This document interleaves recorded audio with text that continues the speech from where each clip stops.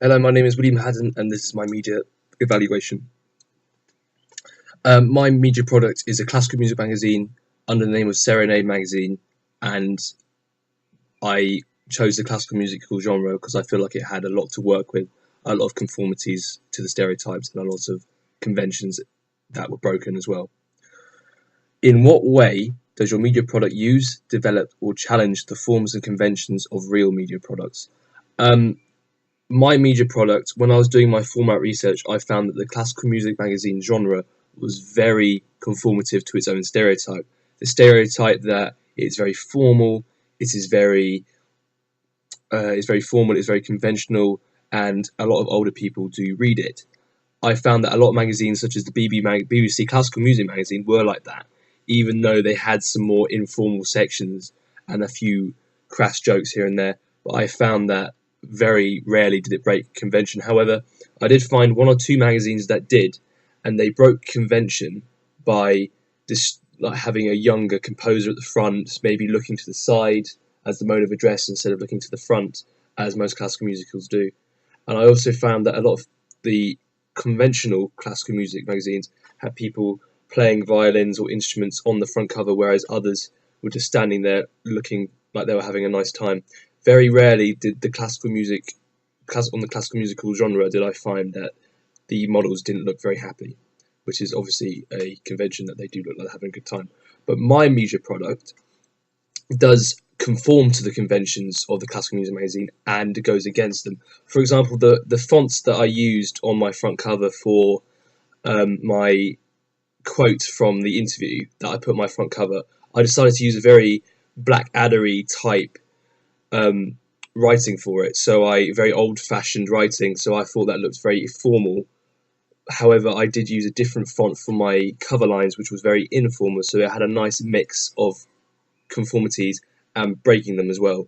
I also decided to make my composer very young.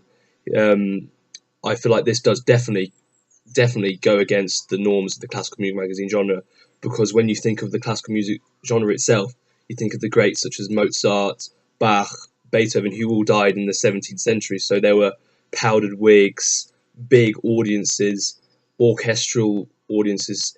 It was very grand. However, my model definitely breaks the convention of the classical music genre, as he is very young and looks very cool in the photo. So I've dressed him up in a suit with that doesn't have a tie. So it does, even then it breaks the convention of the norm of a suit.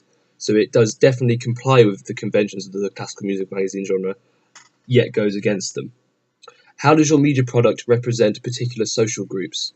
I don't think my media product represents a particular social group as such. I do feel like it represents a certain group of young people. For example, I feel like it represents young people who are more interested in classical music than, say, rock music or rap music, like most teenagers are, or young people are considered good music. I feel like when I feel like my magazine reaches out to kids who perhaps actually play a play a classical musical instrument and want a magazine to read that is more cooler to look at and is more informal than the traditional BBC powdered wig type stereotype. I also feel like it does reach out to older people who would be looking for a change in convention as well. However, it would not. I don't feel like my product would reach out especially to that audience, because I feel like it is very informal and maybe people wouldn't want that.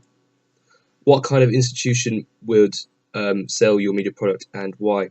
Um, I feel like a smaller distributor would sell my product, as the big publishers such as the BBC wouldn't want a new, almost like a new kid on the block that could fail and waste a lot of money. I feel like a smaller, more adventurous distributor would distribute my magazine, because maybe they're looking for something different, or maybe they're promoting promoting classical music to young people. I would say that not a massive publisher or distributor would publish and distribute my magazine at all. I feel like the BBC has a very established classical music magazine brand itself. Like BBC Classical Music is its own radio station. It has its own magazine. It has its own website. So it is very, very, very established. And selling a new product would be very, very new, and wouldn't work with the established brand. It would also apply more competition. So if my magazine was sold and did very well, it would apply more competition to the classical musical conformities of the BBC, and they wouldn't want the competition at all. Who is your target audience? I feel like my target audience is definitely young people who are interested in classical music, and maybe some older people who are interested in classical music. I feel like my magazine would attract a lot of kids who play classical instruments, as I said before, but I also feel like it would attract some adults or maybe even some older people who are interested in looking at the different conformities in the classical music genre. For example, the fact that my model is quite young, I feel like it would attract younger people especially, but the occasional older person may look at my magazine and think that is a new kind of conformity and this new kind of influence in the classical music world, and want to read about him because of he's new. And also, I've advertised my composer on the front cover as doing lots of soundtrack for blockbuster films, which is what I feel would attract a lot of film goers as well, who enjoy the soundtrack, who want to read the magazine of and read an interview with the composer. I also feel like my composer's informal yet formal approach on the front cover, which is the mode of address, is looking directly at people, which in turn itself psychologically taps into audiences and said, actually, this guy's looking at me, I need to pick up this magazine. I also feel like I should touch on the fact that my media magazine is very different in the colour schemes as well. So, for example, I decided to go for very dull and light colours at the same time. So I chose the mahogany wood as the background for the brown, the dark maroon as the standout colour, which included the title, which is Serenade magazine, the issue, and when it came out, etc., etc. I also feel like the font I used, which was white, the colour of the font was very, very conformative as it stood out, but some of the fonts were very different. But the whiteness against the brown and the red really does stick out to people, and I feel like that would attract a lot more people as well to my magazine, especially young people who would more so act more on impulse than older people. What have I learned in the process of conducting this product? What have I learned about the technologies employed? When I started this product, I found that I was not very computer savvy at all. I struggled with programs such as Photoshop, basic Photoshop skills, basic InDesign skills. I've only ever really used PowerPoint and Microsoft Word to do Microsoft Word to do more work, I suppose, on. But I never ever had the chance to use Photoshop, and this was a completely new experience for me. I found when I started that I was struggling quite a bit, and I had to go and look at some tutorials online, which some helped and some didn't. I found that the tutorials such as airbrushing were very, very, very, very helpful, but I found the most helpful thing to go to my classmates and actually ask for some help. And a lot of them were very computer savvy, and a lot of them knew a lot. So I was taught about stretching my image on Photoshop, how to blend, how to incorporate one more image into my picture.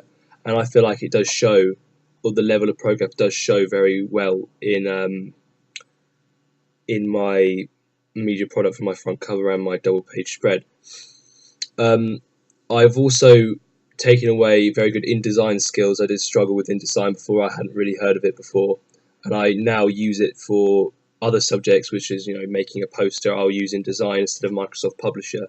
So I have taken away a lot of skills from learning about these technologies employed. I also learned a lot about colouring and and how good the quality of images and whatnot, because I thought that I could put any picture of my model and then it would look good, but I had to take a good one, and if it didn't look good, then it was too blurred, then I would have to change it. So I've learned a lot about the quality of pictures as well, and how they affect the product itself.